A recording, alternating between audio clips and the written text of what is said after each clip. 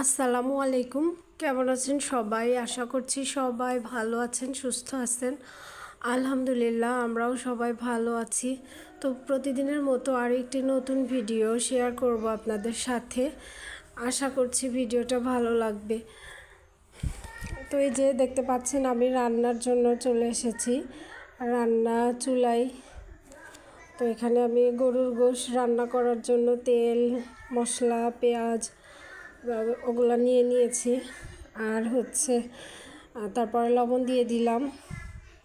আর এদিকে আমার সানভি আর ছানাম ওই পাশে দাঁড়িয়ে, ওরা দুজন চিল্লাচিল্লি করতেছিল। ছানাবুড়িকে ব্রাশটা নিয়ে এসে দেওয়া হয়েছে, তারপর থেকে শুধু ব্রাশটা হাতে নিয়ে ব্রাশ করতেই আছে।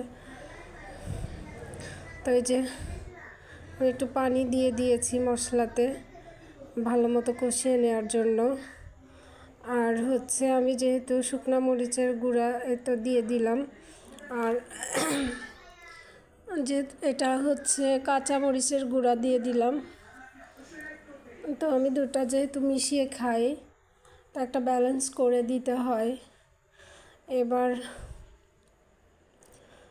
আর একটু মশলাটা কষানোর পরে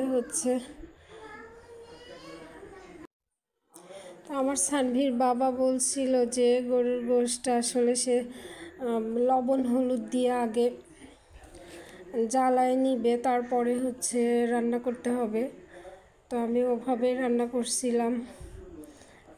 এবার এই যে জাল দেওয়া গরুর গোশতটা ঢেলে দিব।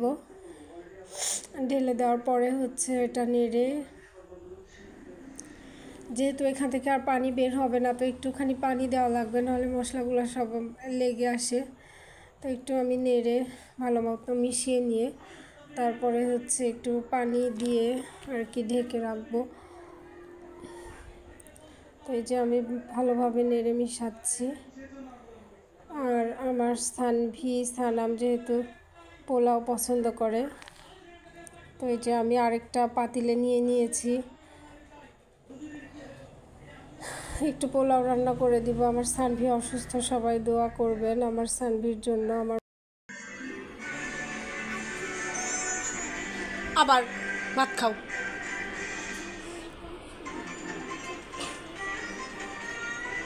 ভাল লাগছে সানভি? খেতে পারছো?